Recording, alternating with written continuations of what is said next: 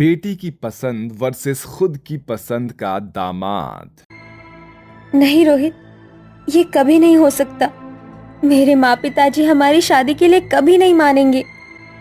आखिर क्यों आंचल? क्या वो इंसान नहीं है? क्या वो हमारे प्रेम को समझ नहीं सकते हैं?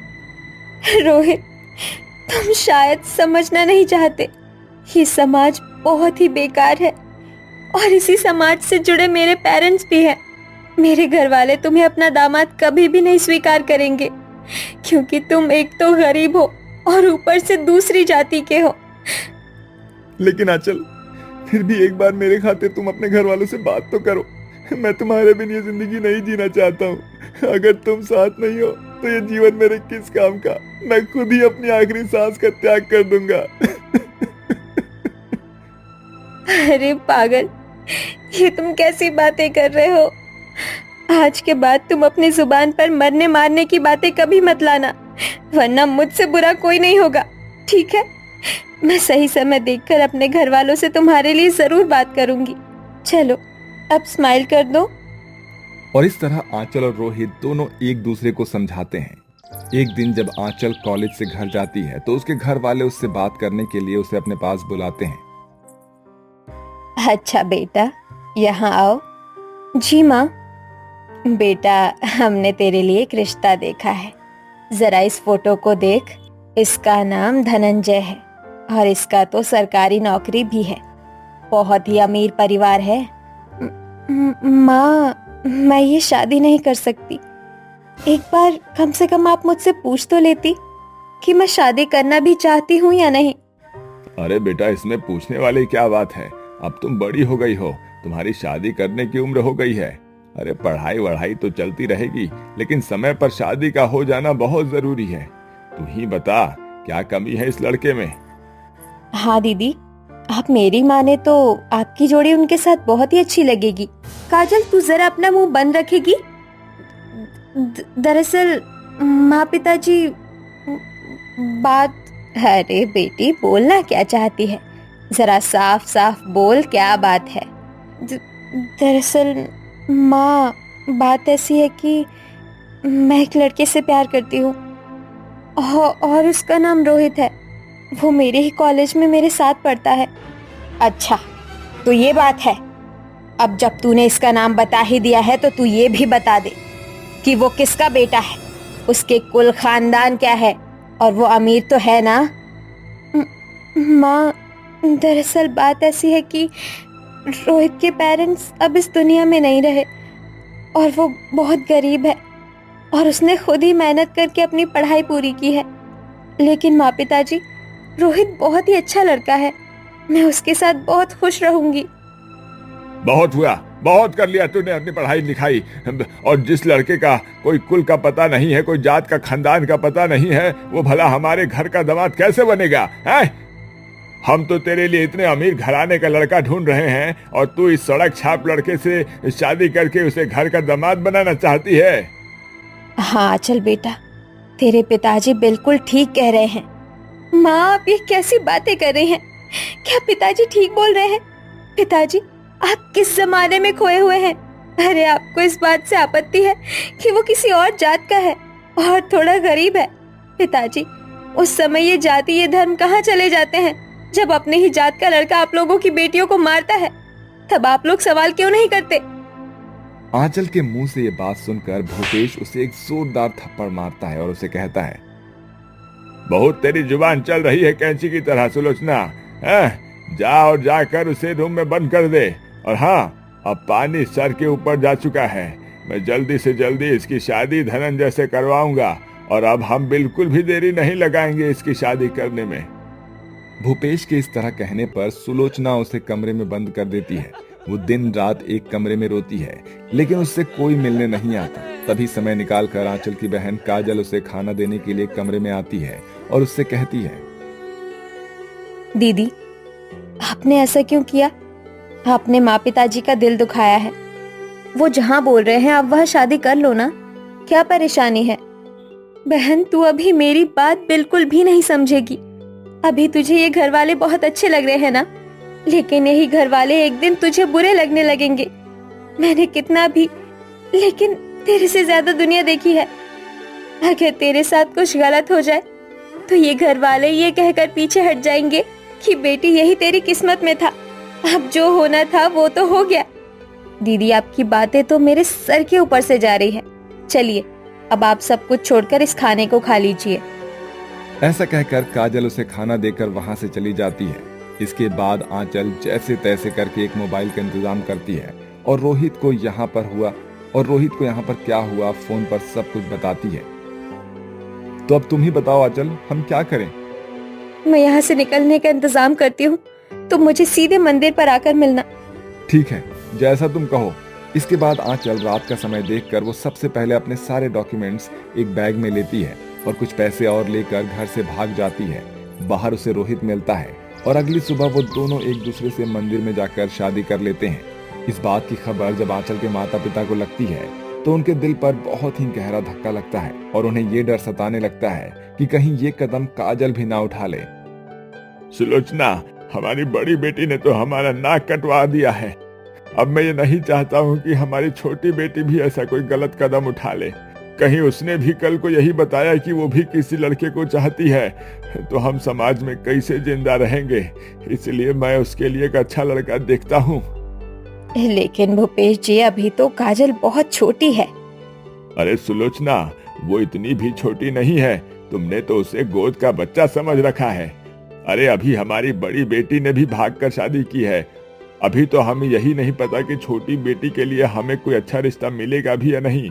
मेरी मानो तो जो कर रहा हूँ मुझे उसे करने दो, इसी में सबकी भलाई है। ऐसा कहकर भूपेश अपनी बात खत्म कर देता है और उस समय से काजल के लिए एक अच्छा रिश्ता ढूंढना शुरू कर देता है। और ऐसे ही कई महीने बीत जाते हैं। एक दिन, सुलोचना, हमें बहुत ही अच्छा रिश्ता मिला है काजल बिटिया के लिए। ये देखो फोटो, इसका नाम विक्रम है और ये काफी अमीर परिवार से भी है। इस लड़के का घर बड़ा है और नौकर चाकर सब लगे हुए हैं उसके घर पर। हमारी बिटिया वहां राज करेगी, राज। अब अगर आपको यही सही लग रहा है तो मुझे भला इसमें क्या ही एतराज होगा। लेकिन एक बार आप काजल से जरूर पूछ लीजिए कि उसे ये लड़का पसंद है ना। अरे कैसी पागल वाली बात कर रही हो हैं? मैं इसका बाप हूँ, कोनो जल्लाद नहीं हूँ। इसके भले के लिए ही सब कर रहा हूँ। उसे कुछ नहीं दिखाना, समझ गई तुम? ज्यादा सर पर चढ़ाने की जरूरत नहीं है उसे भी। काजल ये बात वहीं पर खड़ी छुपकर सुन रही थी और उसे काफी बुरा लगता है। वो अपने दिल की बात भी अपने पेरेंट्स को नहीं बता सकती थी कि वो अभी आगे पढ़ना चाहती है। ऐसे ही समय बीतता है और काजल की शादी विक्रम नाम की एक अमीर लड़के से करवा दी जाती है और इस प्रकार काजल अपने ससुराल चली जाती है। वहीं दूसरी तरफ, रोहित जी, आज काजल की शादी थी। माँ पिताजी ने मुझे एक बार भी नहीं पूछा। आज मैं अपनी ही बहन की शादी नहीं देख पाई। आंचल, तुमने सुबह से रो रो कर अपना बुरा हाल कर दिया है। अरे वो ठीक है, खुश थी बहुत। मैंने तो ये भी सुना है कि उसका घर बहुत बड़ा है। सच में? आप सच कह रहे हैं ना? वो खुश थी ना? हाँ हाँ, वो खुश थी। मैंने थोड़ा दूर से ही सही लेकिन देखा था उसे। चलो अब तुम भी कुछ खा लो, सुबह से भूखी हो।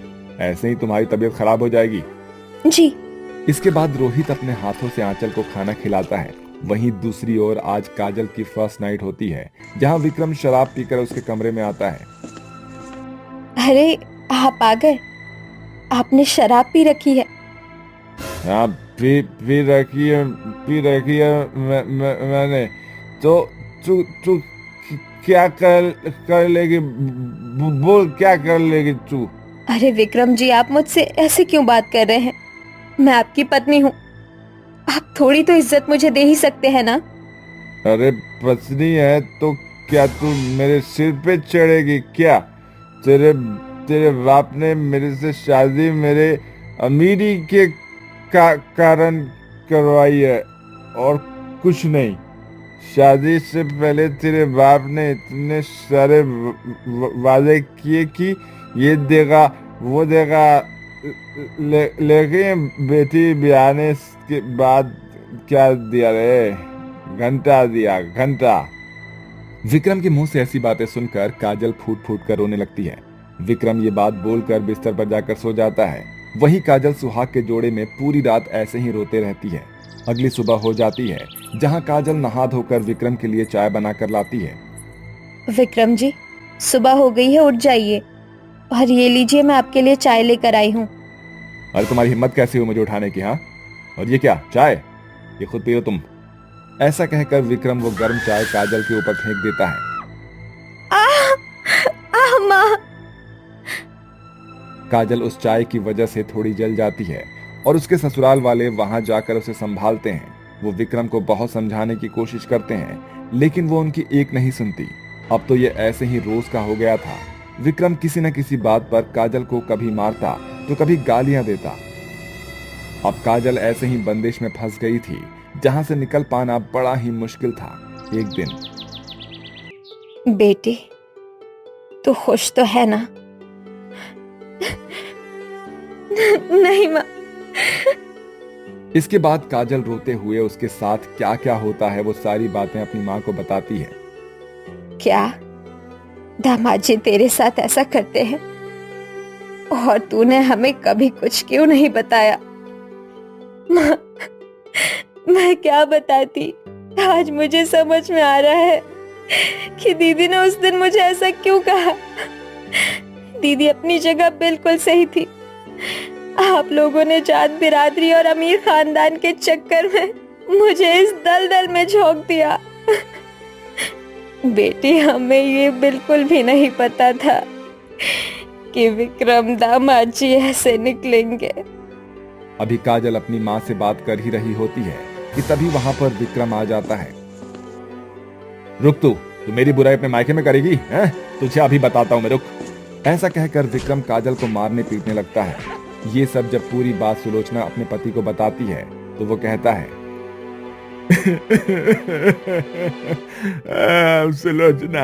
अब सुलोचना किसे पता था कि विक्रम ऐसा निकलेगा? अरे हमने तो उसके लिए हीरा ही ढूंढा था। अरे वो कोयला निकला तो हम कैसे पता करते भाई?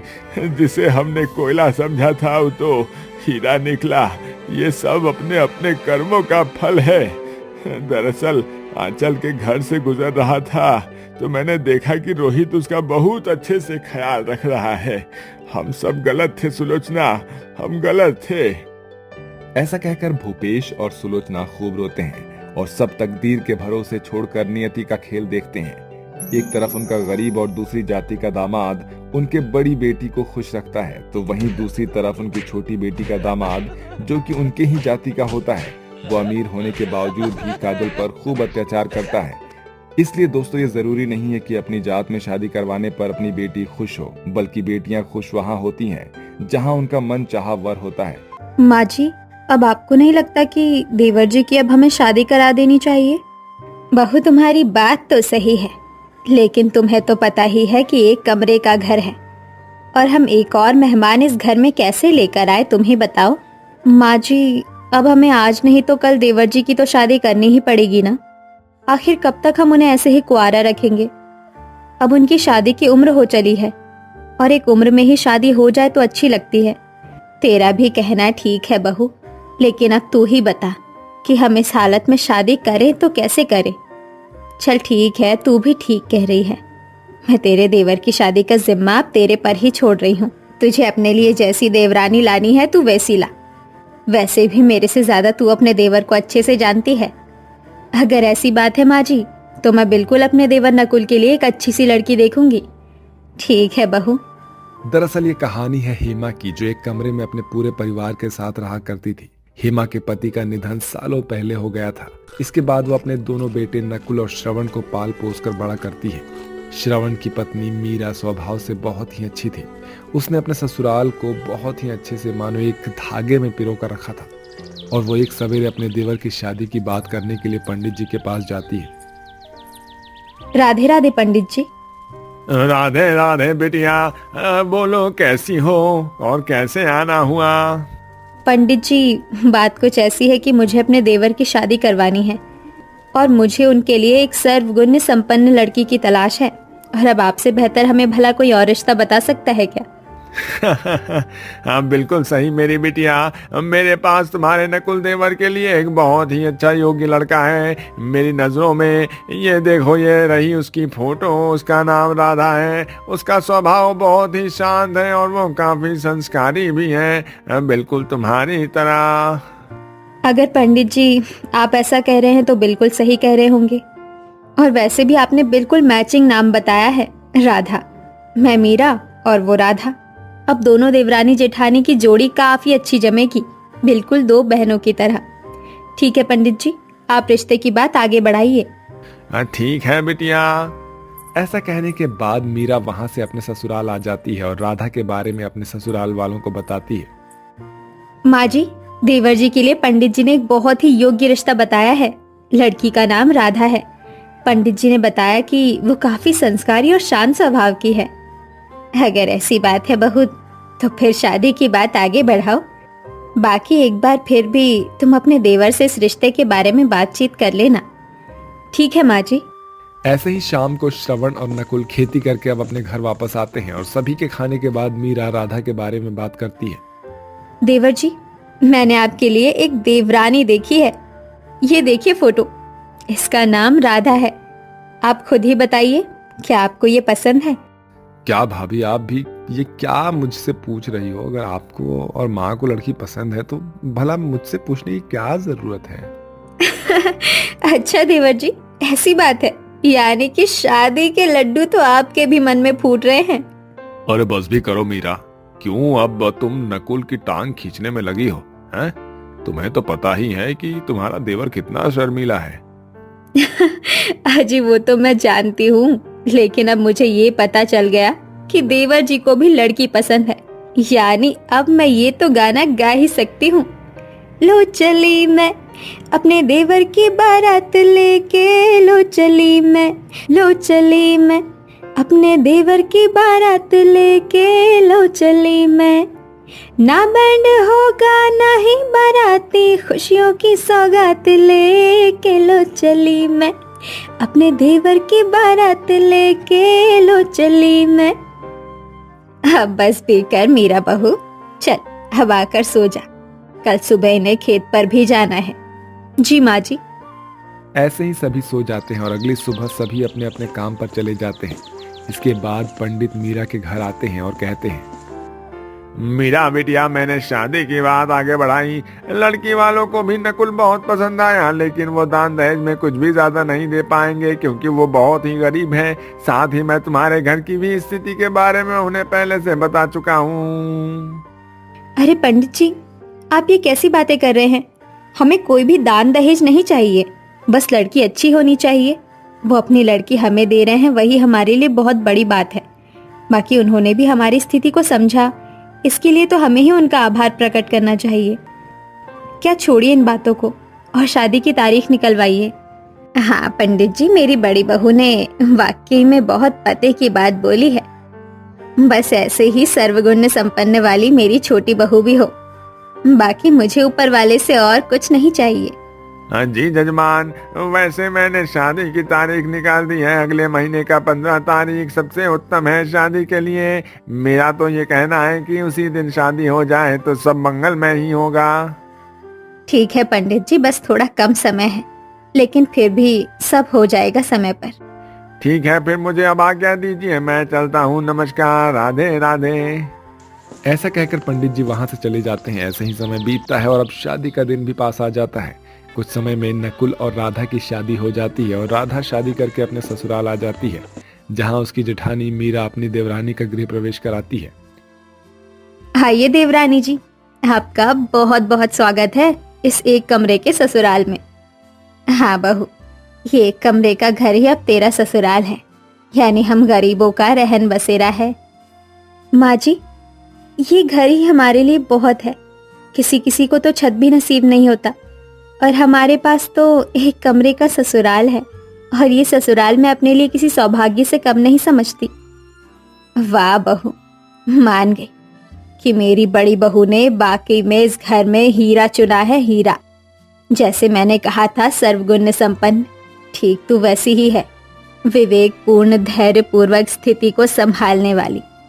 माँ जी, अब अगर हमारी बातें खत्म हो गई हो तो अब राधा को अंदर भी आने दीजिए। वो बेचारी कब से ऐसे ही खड़ी है।